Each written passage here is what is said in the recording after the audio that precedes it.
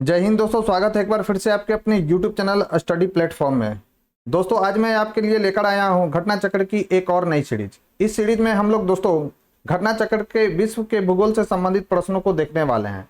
आज जो मैंने दोस्तों इस वीडियो में कवर किया है उस टॉपिक का नाम है दोस्तों ब्रह्मांड। क्योंकि दोस्तों ब्रह्मांड से रिलेटेड घटना चक्र में काफी ज्यादा प्रश्न दिए गए हैं, इसीलिए इसको मैंने दोस्तों कई पार्टों में डिवाइड कर दिया है। ये हमारा जो है दोस्तों पार्ट 1 है। इस पार्ट 1 में हम लोग दोस्तों ब्रह्मांड से रिलेटेड समान अवधारणा से संबंधित प्रश्नों को देखेंगे।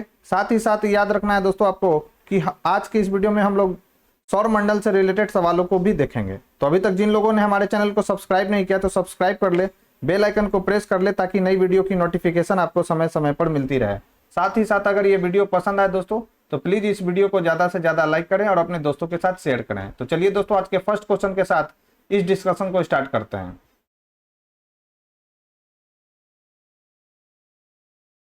तो हमारा फर्स्ट क्वेश्चन है दोस्तों, याद रखना है आपको कि महाविस्फोटक सिद्धांत संबंधित है। तो दोस्तों आपको ध्यान में रखना है कि जो महाविस्फोटक सिद्धांत है वह ब्रह्मांड की उत्पत्ति से संबंधित है। तो इसका राइट आंसर क्या हो जाएगा दोस्तों? तो इसका राइट आंसर हो जाएगा ऑप्शन बी।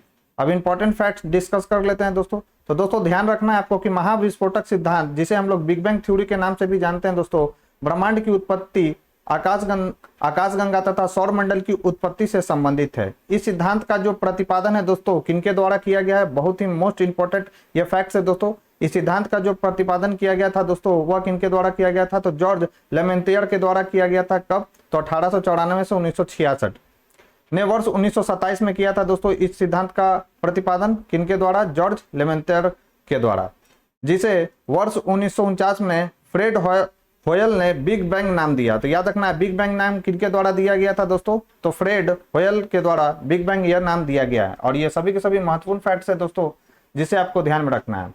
नेक्स्ट क्वेश्चन है हमारा दोस्तों, बिग बैंग सिद्धांत निम्नलिखित के उद्भव की व्याख्या करता है। तो याद रखना है दोस्तों ब्रह्मांड के उद्भव की व्याख्या करता है दोस्तों बिग बैंग थ्योरी। तो इसका राइट आंसर हो जाएगा दोस्तों ऑप्शन सी। बढ़ते हैं अपने नेक्स्ट क्वेश्चन की ओर दोस्तों। हमारा नेक्स्ट क्वेश्चन है आकाशगंगा वर्गीकृत की गई है, यानी मिल्की वे वर्गीकृत की गई है दोस्तों। तो याद रखना है सर्पिलाकार गैलेक्सी के रूप में जो है दोस्तों आकाशगंगा यानी मिल्की वे को वर्गीकृत किया गया है। तो इसका राइट आंसर हो जाएगा दोस्तों ऑप्शन ए।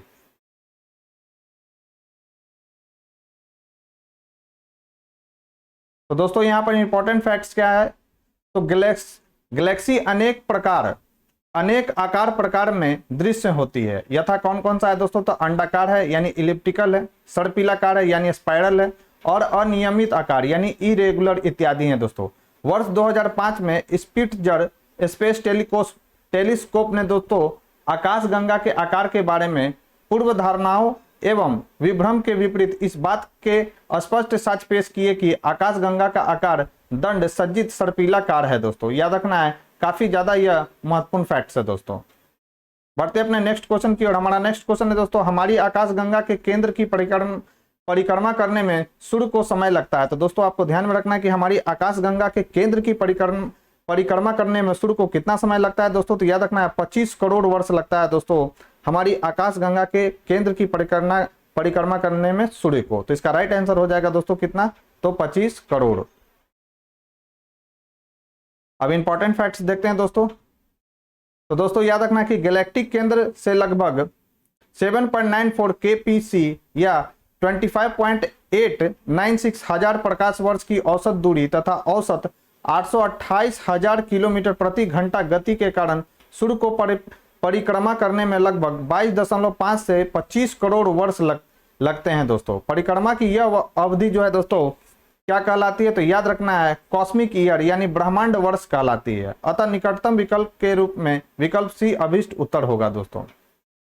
नेक्स्ट है दोस्तों, तारे का रंग सूचक है। इंपॉर्टेंट सवाल है दोस्तों, काफी बार ये पूछा जाता है कि तारे का जो रंग है वह किसका सूचक है? तो उसके तापमान का सूचक है दोस्तों तारे का रंग। अब तारे का रंग उनके तापमान का सूचक है। विभिन्न रंग के तारों का ताप निम्न प्रकार है दोस्तों। अगर कोई नीला तारा है तो उसका तापमान कहां से कहां तक होगा? तो याद रखना है 50,000 केल्विन से लेकर 28,000 केल्विन दोस्तों। नीला श्वेत तारा है दोस्तों तो उसका कितना होता है? तो 28,000 से 10,000 केल्विन। श्वेत है दोस्तों तो उसका कितना है? तो 10,000 से 7500। फिर श्वेत पीत तो कितना है दोस्तों? 7500 से कितना है दोस्तों? तो 6,000। पीत का कितना है? 6,000 से 4,990। नारंगी का कितना है दोस्तों, तो 4990 से लेकर 3500, और लाल तारा का कितना है दोस्तों, तो 3500 से लेकर 2000 केल्विन। और ये सभी सभी महत्वपूर्ण फैक्ट्स है दोस्तों, याद रखना है। कभी पूछ सकता है कि किसका प्रकाश तापमान सबसे कम होता है, किस तारे का, तो याद रखना है दोस्तों लाल रंग के तारे का जो तापमान होता है वो सबसे कम होता है। बढ़ते अपने नेक्स्ट क्वेश्चन की ओर। हमारा नेक्स्ट क्वेश्चन है दोस्तों, वह सीमा जिसके बाहर तारे आंतरिक मृत्यु से ग्रसित होते हैं कहलाती है, तो वह क्या कहलाता है दोस्तों, तो वह कहलाता है चंद्रशेखर सीमा। तो इसका राइट आंसर हो जाएगा दोस्तों ऑप्शन ए। अब इंपॉर्टेंट फैक्ट्स काफी ज्यादा महत्वपूर्ण है दोस्तों यहाँ पर।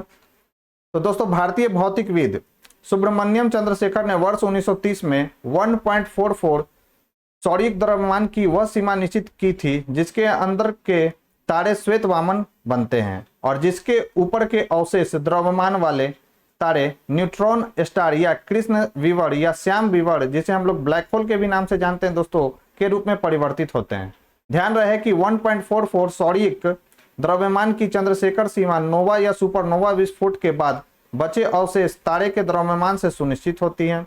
यह पूर्णतः निश्चित नहीं है कि विकास की मुख्य अवस्था का किस आकार का तारा विस्फोट के पश्चात 1.44 सौरिक द्रव्यमान की सीमा के अंदर अवशेष के रूप में बसता है। किंतु याद रखना है दोस्तों, किंतु ऐसा माना जाता है कि सूर्य के 8 गुने आकार तक के तारे में विस्फोट के पश्चात लगभग 1.44 सौरिक द्रव्यमान के बराबर अवशेष बचता है, और इससे बड़े तारों का अवशेष 1.44 द्रव्यमान से अधिक होता है। इन्हीं तारों के ब्लैक होल बनने की संभावना होती है। ब्लैक होल का उच्च गुरुत्वाकर्षण तारे के संपूर्ण अवशेष को अपने अंदर समा लेता है। याद रखना है दोस्तों, यहां तक कि उसके पास से गुजरने वाली कोई भी वस्तु इसके गुरुत्वाकर्षण से बच नहीं सकती है दोस्तों। बढ़ते अपने नेक्स्ट क्वेश्चन की ओर। हमारा नेक्स्ट क्वेश्चन है दोस्तों, श्याम विवर जिसे हम लोग ब्लैक होल के नाम से भी जानते हैं दोस्तों, क्या है, तो सिमट गया तारा कहलाता है दोस्तों, क्या, तो श्याम विवर यानी ब्लैक होल। तो इसका राइट आंसर हो जाएगा दोस्तों ऑप्शन डी। बढ़ते अपने नेक्स्ट क्वेश्चन की ओर। हमारा नेक्स्ट क्वेश्चन है दोस्तों, तारों के कारण घटित आकाशीय परिघटना कौन है, तो याद रखना है दोस्तों, तारों के कारण घटित आकाशीय परिघटना क्या कहलाता है, तो कृष्ण विवर कहलाता है दोस्तों। तो इसका राइट आंसर हो जाएगा ऑप्शन बी। नेक्स्ट क्वेश्चन है दोस्तों, कृष्ण छिद्र सिद्धांत को प्रतिपादित किया था, तो याद रखना है दोस्तों, कृष्ण छिद्र सिद्धांत को यानी ब्लैक होल थ्योरी को प्रतिपादित किसने किया था दोस्तों, तो एस चंद्रशेखर ने किया था दोस्तों ब्लैक होल थ्योरी को प्रतिपादित। तो इसका राइट आंसर हो जाएगा ऑप्शन सी। नेक्स्ट है दोस्तों, ब्लैक होल की जानकारी सर्वप्रथम दी थी, तो याद रखना है दोस्तों, ब्लैक होल की जानकारी सर्वप्रथम किनके द्वारा दिया गया था, तो एस चंद्रशेखर के द्वारा दिया गया था। फिर अभिकथन और कारण से रिलेटेड सवाल है दोस्तों। अभिकथन है हमारा, ब्लैक होल यानी कृष्ण छिद्र एक ऐसा खगोलीय अस्तित्व है जिसे दूरबीन से देखा नहीं जा सकता है। तो कथन बिल्कुल सही है दोस्तों कि ब्लैक होल जो है दोस्तों उसे दूरबीन से नहीं देखा जा सकता है। कारण इसका दिया गया है कि कृष्ण छिद्र पर गुरुत्वीय क्षेत्र इतना प्रबल होता है कि यह प्रकाश को भी बच निकलने नहीं देता है। तो इसका कारण भी सही है दोस्तों। तो इसका राइट आंसर हो जाएगा, कथन और कारण दोनों सही है, तथा कारण जो है दोस्तों कथन की सही व्याख्या कर रहा है। अब इंपॉर्टेंट फैक्ट्स इस क्वेश्चन से रिलेटेड देखते हैं दोस्तों। तो दोस्तों प्रश्नगत कथन एवं कारण दोनों सही है, और कारण जो है दोस्तों कथन की सही व्याख्या है। कृष्ण छिद्र जिसे हम लोग ब्लैक होल के भी नाम से जानते हैं दोस्तों, को दूरबीन से प्रत्यक्षतः देख पाना संभव नहीं है, क्योंकि अत्यधिक उच्च घनत्व होने के कारण इसका प्रबल गुरुत्वीय क्षेत्र किसी भी प्रकार के विकिरण, यहां तक कि प्रकाश की किरणों को भी निकलने नहीं देता है। अंतरिक्ष दूरबीनों द्वारा ब्लैक होल की उपस्थिति का पता उसके आसपास के पिंडों, तारों एवं गैसों के व्यवहार विद्युत चुंबकीय क्षेत्र के द्वारा लगाया जाता है दोस्तों। बढ़ते अपने नेक्स्ट क्वेश्चन की ओर। हमारा नेक्स्ट क्वेश्चन है दोस्तों, ब्लैक होल अंतरिक्ष में एक पिंड है जो किसी भी प्रकार के विकिरण यानी रेडिएशन को बाहर नहीं आने देता है। इस गुण का कारण है इसका, तो याद रखना है दोस्तों, इस गुण का कारण क्या है दोस्तों, तो बहुत उच्च घनत्व का होना जो है दोस्तों इसका कारण है। और ये मोस्ट बीबीआई सवाल है दोस्तों, जिसे आपको ध्यान में रखना है। बढ़ते अपने नेक्स्ट क्वेश्चन की ओर। हमारा नेक्स्ट क्वेश्चन है दोस्तों, सुपरनोवा है, तो दोस्तों आपको याद रखना है कि सुपरनोवा क्या है, तो एक मृत प्राय तारा है दोस्तों। एक मृत प्राय तारा है कौन सा दोस्तों, तो सुपरनोवा। तो इसका राइट आंसर हो जाएगा दोस्तों ऑप्शन डी। तो दोस्तों सुपरनोवा विस्फोट के पश्चात तारा मृत्यु की दशा को प्राप्त होता है, अतः सुपरनोवा एक मृत प्राय तारे की विस्फोट अवस्था है दोस्तों। बढ़ते अपने नेक्स्ट क्वेश्चन की ओर। हमारा नेक्स्ट क्वेश्चन है दोस्तों, हमारे अंतरिक्ष में कितने तारामंडल हैं? तो याद रखना है दोस्तों, हमारे अंतरिक्ष में कितने तारामंडल है? तो 88 तारामंडल हैं दोस्तों। तो इंटरनेशनल एस्ट्रोनॉमिकल यूनियन, जिसे हम लोग शॉर्ट फॉर्म में IAU के भी नाम से जानते हैं दोस्तों, के अनुसार आकाश में कुल 88 तारामंडल हैं, जिसमें से अधिकांश को दक्षिणी गोलार्ध से ही देखा जा सकता है दोस्तों। नेक्स्ट है दोस्तों, निम्नलिखित में से कौन सी खगोलीय वस्तु नहीं है? तो दोस्तों याद रखना है, पल्सर जो है खगोलीय वस्तु है, भंगुर जो तारा है दोस्तों यह भी खगोलीय वस्तु है, क्वासड़ भी जो है दोस्तों यह खगोलीय वस्तु है, जबकि कृष्ण मास्टर जो है दोस्तों वह एक खगोलीय वस्तु नहीं है। तो इसका राइट आंसर हो जाएगा ऑप्शन सी। अब इंपॉर्टेंट फैक्ट्स देखते हैं दोस्तों। तो कृष्ण मास्टर खगोलीय वस्तु नहीं है, बल्कि कृष्ण वीवर या ब्लैक होल खगोलीय वस्तु है। क्वासड़ एक तारावत स्रोत है जो लगभग 2.5 से 13 अरब प्रकाश वर्ष की दूरी पर स्थित है। कुछ इससे भी अधिक दूरी पर स्थित है दोस्तों, याद रखना है। ये प्रकाश उत्सर्जित करते हैं, इनसे आने वाले रेडियो तरंगों से इनकी जानकारी प्राप्त की जाती है। इसी प्रकार पल्सर एक जो है दोस्तों खगोलीय पिंड है जो स्पंदन के रूप में नियमित अंतराल पर रेडियो तरंगे उत्सर्जित करता रहता है दोस्तों। बढ़ते अपने नेक्स्ट क्वेश्चन की ओर। हमारा नेक्स्ट क्वेश्चन है दोस्तों, निम्नलिखित में से कौन अंतरिक्ष में नहीं पाया जाता है? तो याद रखना है दोस्तों, ब्रिटल स्टार जो है वह अंतरिक्ष में नहीं पाया जाता है, जबकि पल्सर, ब्लैक होल और क्वासड़ जो है दोस्तों अंतरिक्ष में पाया जाता है। तो दोस्तों पल्सर, क्वासड़ तथा ब्लैक होल ब्लैक होल तो अंतरिक्ष में पाए जाते हैं, जबकि ब्रिटल स्टार का संबंध एनिमेलिया जगत, इकाइनोडर्मेटा संघ तथा ओफिराइडिया वर्ग से है दोस्तों, जो समुद्री जीव सी स्टार के समान है। ये दोनों ही समुद्री सतह पर रेंग कर चलने वाले समुद्री जीव हैं दोस्तों, याद रखना है, जिन्हें मछली के समीप माना जा सकता है। अतः ब्रिटल स्टार का संबंध अंतरिक्ष से न होकर समुद्र से है दोस्तों। नेक्स्ट क्वेश्चन है दोस्तों, एक निश्चित आकृति में व्यवस्थित ताराओं का जो समूह है दोस्तों वह क्या कहलाता है? यानी तारों का समूह क्या कहलाता है दोस्तों? तो याद रखना है, नक्षत्र कहलाता है दोस्तों। तो इसका राइट आंसर हो जाएगा ऑप्शन बी। तो दोस्तों खगोल शास्त्र में आकाश में दिखने वाले तारों का ऐसा समूह जो हमें एक निश्चित आकृति में व्यवस्थित प्रतीत होते हैं तथा जिन्हें एक नाम प्रदान किया गया है, तारामंडल अथवा नक्षत्र कहलाते हैं दोस्तों। नेक्स्ट क्वेश्चन है दोस्तों, हब्बल अंतरिक्ष टेलीस्कोप ने पहली बार एक दूरस्थ तारे के सतह की छाया भेजी है। तारे का नाम है, तो तारे का क्या नाम है दोस्तों? तो बीटल ग्यूस जो है दोस्तों इस तारे का नाम है। तो इसका राइट आंसर हो जाएगा ऑप्शन सी। तो काफी पुराना सवाल है दोस्तों। तो बीटल ग्यूस ओरियन तारा समूह का दूसरा सबसे चमकीला तारा है। यह पृथ्वी से लगभग 650 प्रकाश वर्ष की दूरी पर स्थित है, याद रखना है।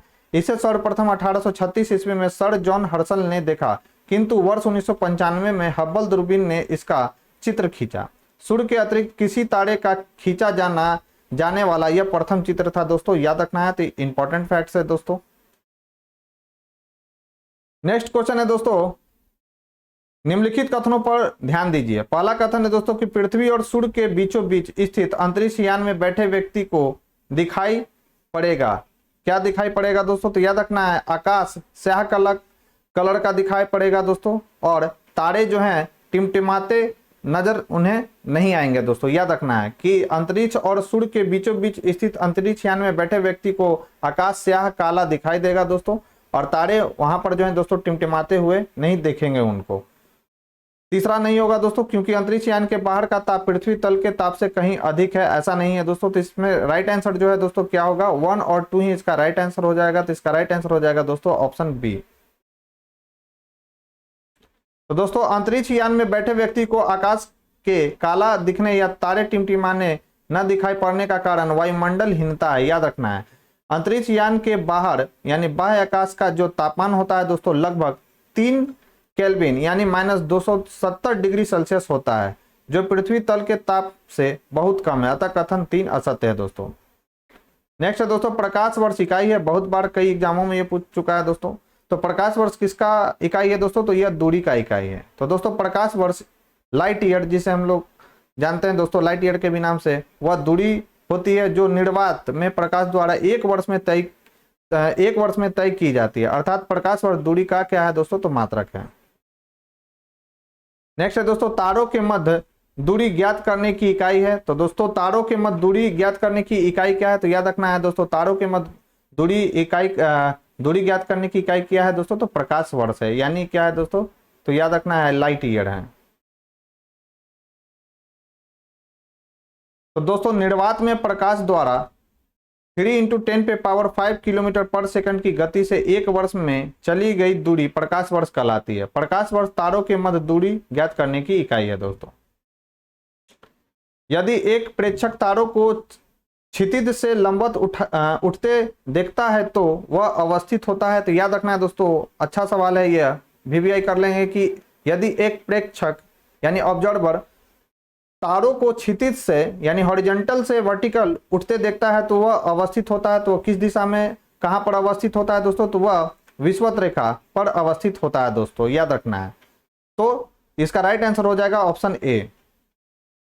तो दोस्तों तारे उत्तरी और दक्षिणी खगोलीय ध्रुवों यानी north and south celestial poles के चारों ओर खगोलीय विषुवत रेखा के समानांतर चक्कर लगाते दिखाई देते हैं। उत्तरी एवं दक्षिणी खगोलीय ध्रुव भौगोलिक उत्तरी एवं दक्षिणी ध्रुवों के ठीक ऊपर स्थित होते हैं तथा खगोलीय विषुवत रेखा पृथ्वी की विषुवत रेखा के लगभग ऊपर एवं ध्रुवों के सदैव 90 डिग्री पर स्थित होती हैं और यह क्षितिज यानी हॉरिजॉन्टल पर पूर्व एवं पश्चिम के बिंदुओं से अंतर रोध करती हैं दोस्तों, याद रखना है। खगोलीय ध्रुवों के अंशों की संख्या क्षितिज यानी हॉरिजॉन्टल की विषुवत रेखा के अक्षांशों के बराबर होती है दोस्तों।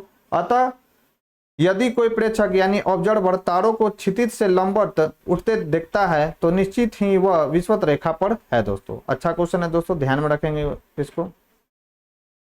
नेक्स्ट क्वेश्चन है दोस्तों कि एक व्यक्ति काली अंधेरी रात में रेगिस्तान में अकेला खड़ा था। उसे अपने गांव जाना था जो वहां से पूर्व में 5 किलोमीटर की दूरी पर था। उसके पास दिशा ज्ञान के लिए कोई यंत्र नहीं था पर उसने ध्रुव तारे को पहचान लिया।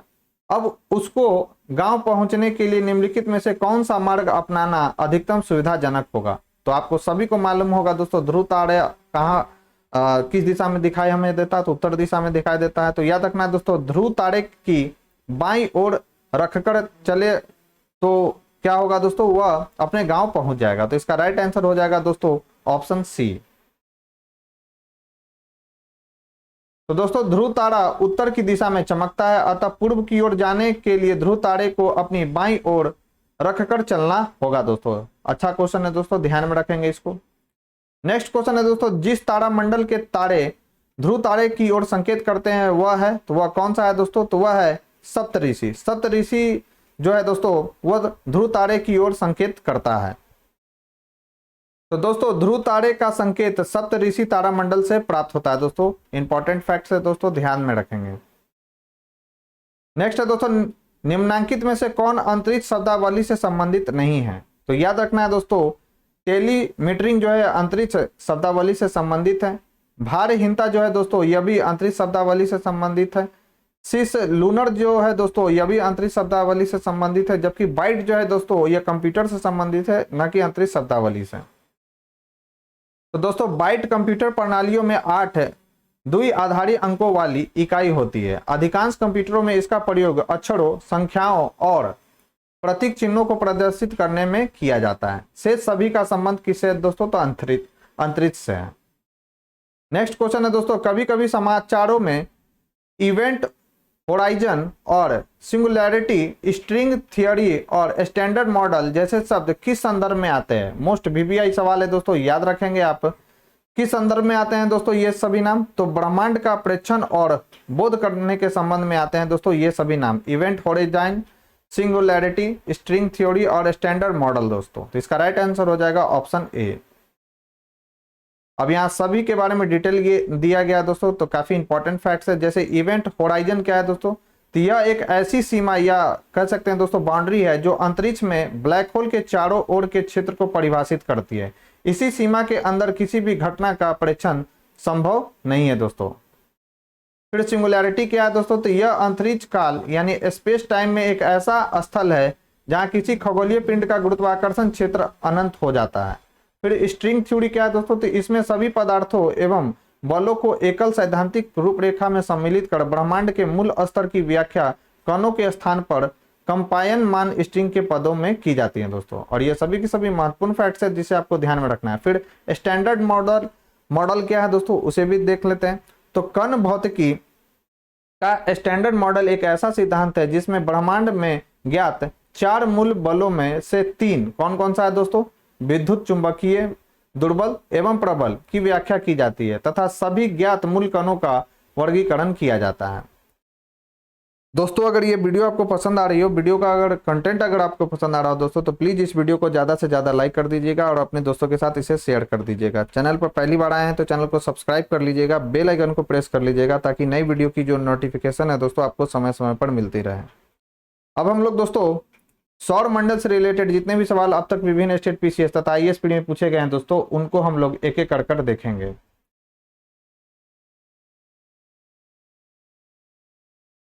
तो सौर मंडल से रिलेटेड, तो दोस्तों सौर मंडल से रिलेटेड आपको ध्यान में रखना है कि हमारा फर्स्ट सवाल क्या है। तो दोस्तों फर्स्ट सवाल है हमारा, निम्नलिखित में से कौन सा सौर मंडल का भाग नहीं है। तो याद रखना है दोस्तों, निहारिका जो है सौर मंडल का भाग नहीं है। वीवीआई सवाल है दोस्तों कि निहारिका जो होता है वह सौर मंडल का भाग नहीं होता है, जबकि क्षुद्र ग्रह, धूमकेतु और ग्रह ये जो होते हैं दोस्तों सौर मंडल के भाग होते हैं। तो इसका राइट आंसर हो जाएगा option D. Important facts discuss करते हैं दोस्तों। तो सौर मंडल का निर्माण लगभग 4.53 से 4.58 यानी लगभग 4.6 बिलियन वर्ष पूर्व हुआ है। अगेन वीवीआई सवाल दोस्तों, बीपीएससी में ऐसा सवाल पूछा जाता है कि सौर मंडल का निर्माण कब हुआ था। तो याद रखना है, या पृथ्वी की उम्र कितनी है। तो याद रखना है दोस्तों, सौर मंडल का जो निर्माण हुआ था वो कब हुआ था, तो 4.6 बिलियन वर्ष पूर्व हुआ था दोस्तों। सौर मंडल में सूर्य क्या है दोस्तों, तो एक तारा है, सभी को मालूम होगा। और ऐसे खगोलीय पिंड सम्मिलित होते हैं जो गुरुत्वाकर्षण बल द्वारा उससे जुड़े रहते हैं। इसमें कौन है दोस्तों, तो इनमें है ग्रह, बौने ग्रह, प्राकृतिक उपग्रह, क्षुद्र ग्रह, उल्काएं, धूमकेतु और खगोलीय धूल आदि शामिल है, जबकि निहारिका सौर मंडल का भाग नहीं है। नेक्स्ट है दोस्तों, यह किसने सर्वप्रथम प्रतिपादित किया कि सूर्य हमारे सौर मंडल का केंद्र है और पृथ्वी उसकी परिक्रमा करती है। तो याद रखना है दोस्तों, सर्वप्रथम यह किसने बताया था, तो कॉपरनिकस के द्वारा यह बताया गया था दोस्तों कि सूर्य जो है दोस्तों हमारे सौर मंडल का केंद्र है और पृथ्वी जो है दोस्तों इसकी क्या करती है, तो परिक्रमा करती है। यह बताने वाले पहले व्यक्ति कौन थे दोस्तों, तो कॉपरनिकस थे। अब इंपॉर्टेंट फैक्ट डिस्कस करते हैं दोस्तों। तो दोस्तों 1514 ईस्वी में एक हस्तलिखित पुस्तक, क्या नाम था उसका दोस्तों, तो लिटिल कमेंट्री में कॉपरनिकस ने उस सिद्धांत को प्रतिपादन किया था जिसमें कहा गया था कि सूर्य ब्रह्मांड के केंद्र में है तथा पृथ्वी उसकी परिक्रमा करती है। उल्लेखनीय है कि 6वीं शताब्दी ईस्वी में दोस्तों के प्रसिद्ध भारतीय खगोलविद कौन थे दोस्तों, तो वाराहमिहिर। याद रखना है दोस्तों, वाराहमिहिर जो थे 6वीं शताब्दी ईस्वी के प्रसिद्ध खगोलविद थे, ने इससे लगभग 1000 वर्ष पूर्व ही बता दिया था कि चंद्रमा जो है दोस्तों पृथ्वी का चक्कर लगाता है और पृथ्वी जो है दोस्तों सूर्य की परिक्रमा करता है। याद रखना है दोस्तों, भारतीय कौन थे बताने वाले, तो वाराहमिहिर थे दोस्तों। 1000 वर्ष पूर्व ही बता दिया था इन्होंने यह बात। नेक्स्ट है दोस्तों, वैज्ञानिक जिन्होंने सर्वप्रथम खोज की कि पृथ्वी सूर्य के चारों ओर घूमती है, कौन थे, सेमी क्वेश्चन है दोस्तों। तो इसका राइट आंसर क्या हो जाएगा, तो कॉपरनिकस। नेक्स्ट है दोस्तों, किस वैज्ञानिक ने पहली बार कहा था कि पृथ्वी सूर्य के चारों ओर चक्कर लगाती है और पृथ्वी जो है दोस्तों ब्रह्मांड का केंद्र बिंदु नहीं है। तो यह बताने वाले कौन थे दोस्तों, तो वे थे कॉपरनिकस।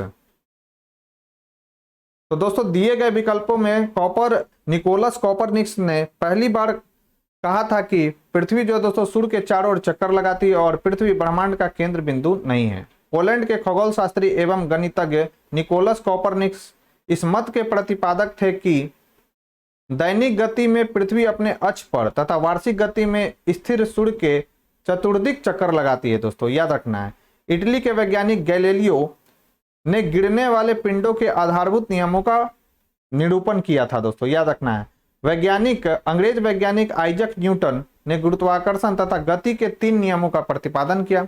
जर्मनी के खगोलविद जोहान्स केपलर ग्रहीय गतियों, ठीक है, से संबंधित 3 आधारभूत नियम के जनक माने जाते हैं दोस्तों। कौन, तो जोहानसन केपलर।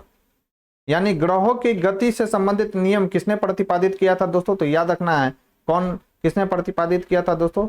तो केपलर ने प्रतिपादित किया था। 3 नियम इनके द्वारा जो है दोस्तों दिया गया था, यह भी पॉइंट आपको ध्यान में रखना है।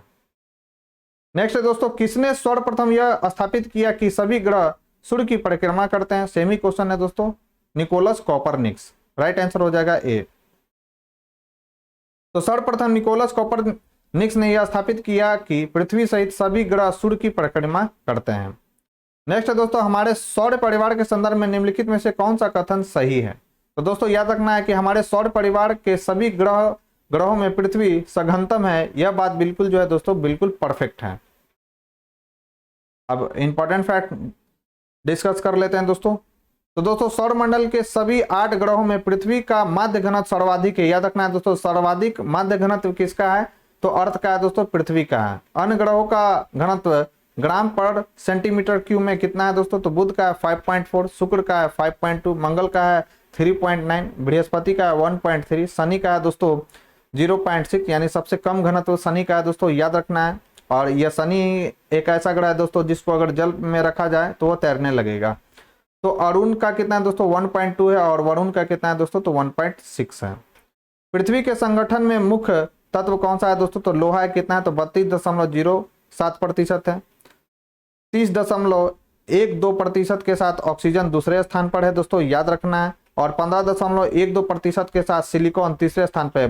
मोस्ट वीवीआई ये सब फैक्ट्स हैं दोस्तों, याद रखना है आपको कि पृथ्वी के संगठन में मुख्य तत्व कौन सा है दोस्तों? तो लोहा है। कितना प्रतिशत है? ये प्रतिशत भी आपको याद रखना है। उस दूसरे नंबर पर है दोस्तों ऑक्सीजन, और तीसरे नंबर पर कौन है दोस्तों? सिलिकॉन है।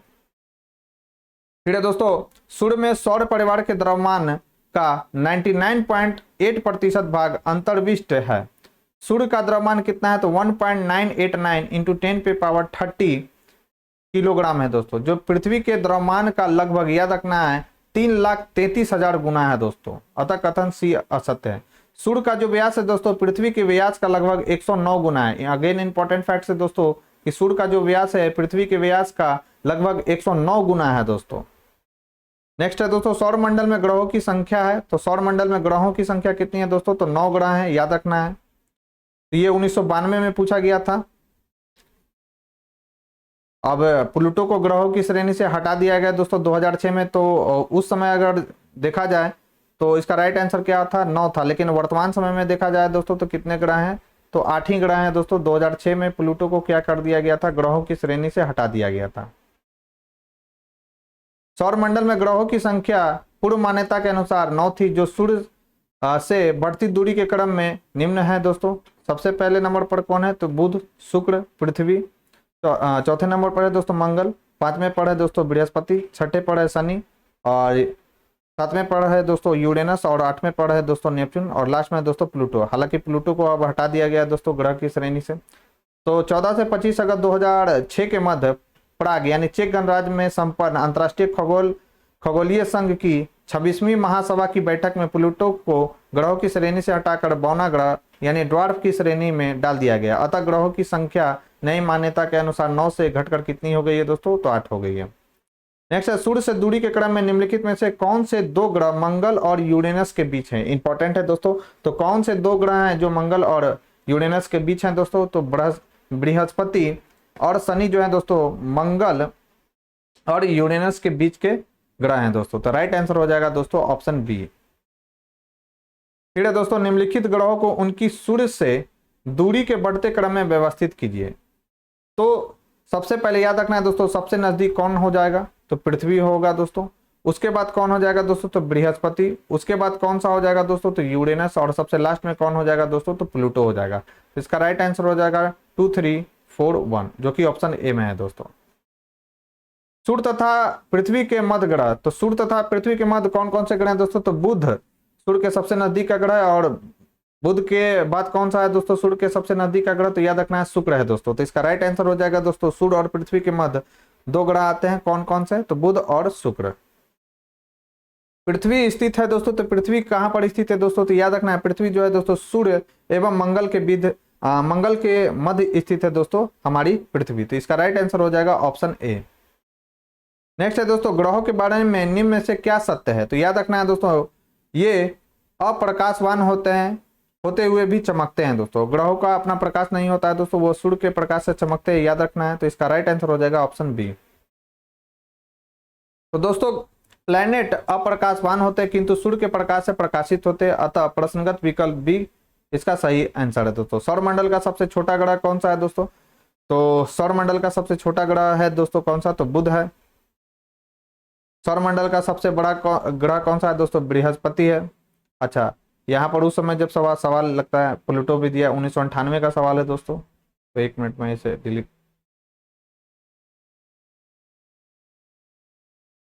तो सौरमंडल का सबसे छोटा ग्रह अगर पूछा जाए दोस्तों तो कौन सा हो जाएगा? प्लूटो हो जाएगा। सौरमंडल का सबसे बड़ा ग्रह उस समय जब सवाल पूछा गया था तो कौन सा होगा दोस्तों? तो बृहस्पति।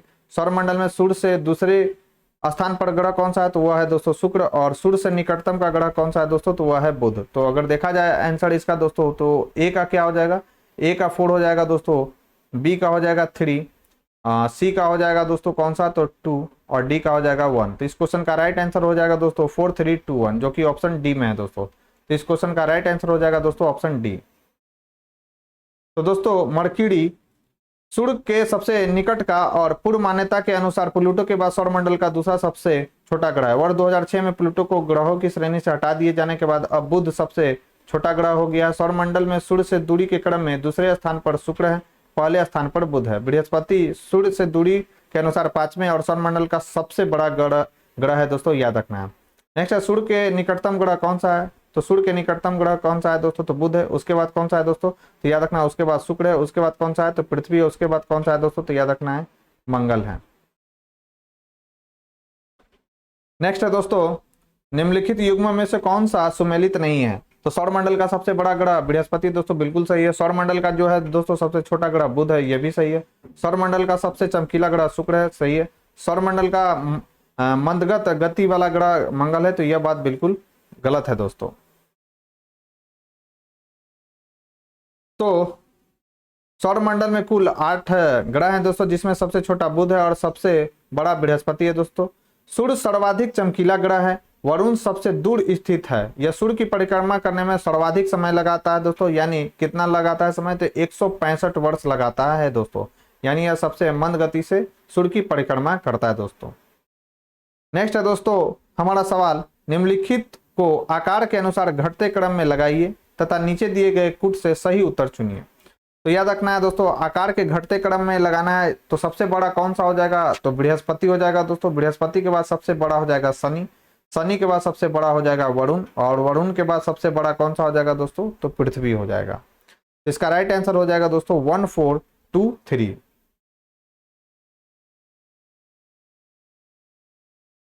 फिर है दोस्तों हाइड्रोजन, हीलियम तथा मीथेन प्रमुख गैसें जो विद्यमान होती हैं। तो स्टार लगा हुआ है दोस्तों। तो दोस्तों हाइड्रोजन, हीलियम और मीथेन तीनों गैसों की उपस्थिति बृहस्पति, शनि, यूरेनस और नेपच्यून पर पाई जाती है। यद्यपि बृहस्पति एवं शनि के वातावरण में मीथेन की गौण मात्रा है। प्लूटो पर मीथेन तो है परंतु हाइड्रोजन और हीलियम नहीं है, याद रखना है।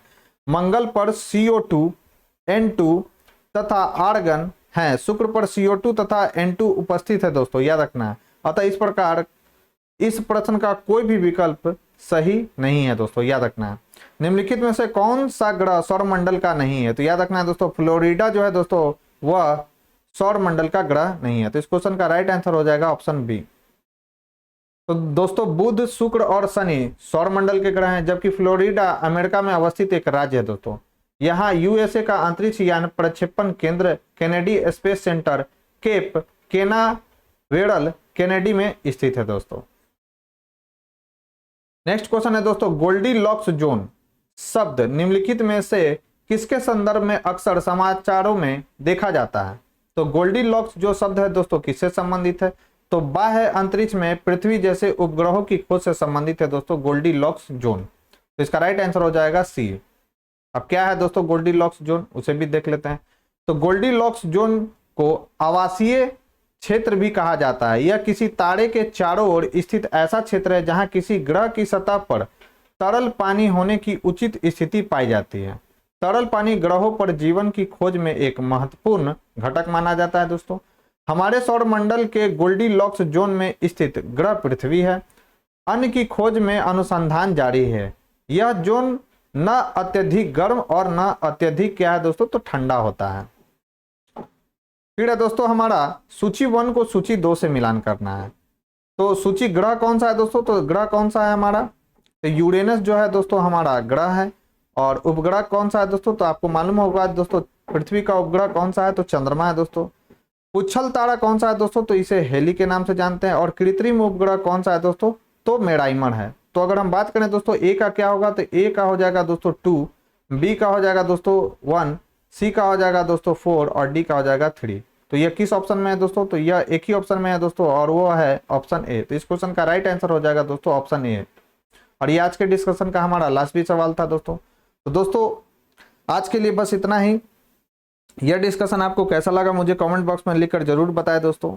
साथ ही साथ अगर ये वीडियो पसंद आई हो दोस्तों तो प्लीज़ इस वीडियो को ज़्यादा से ज़्यादा लाइक करें और अपने दोस्तों के साथ इसे शेयर करें। चैनल पर पहली बार आए हैं तो चैनल को सब्सक्राइब कर लें, बेल आइकन को प्रेस कर लें ताकि नई वीडियो की जो नोटिफिकेशन है दोस्तों आपको समय समय पर मिलते रहे। तो आज के लिए बस इतना ही दोस्तों, मिलते हैं अपने नेक्स्ट वीडियो में। नेक्स्ट वीडियो में हम लोग दोस्तों सूर्य से संबंधित प्रश्नों को देखेंगे। इसके अलावा और भी जो आगे के टॉपिक हैं दोस्तों ब्रह्मांड से रिलेटेड, उनको भी हम लोग डिस्कस करेंगे। तो आज के लिए बस इतना ही दोस्तों, थैंक यू।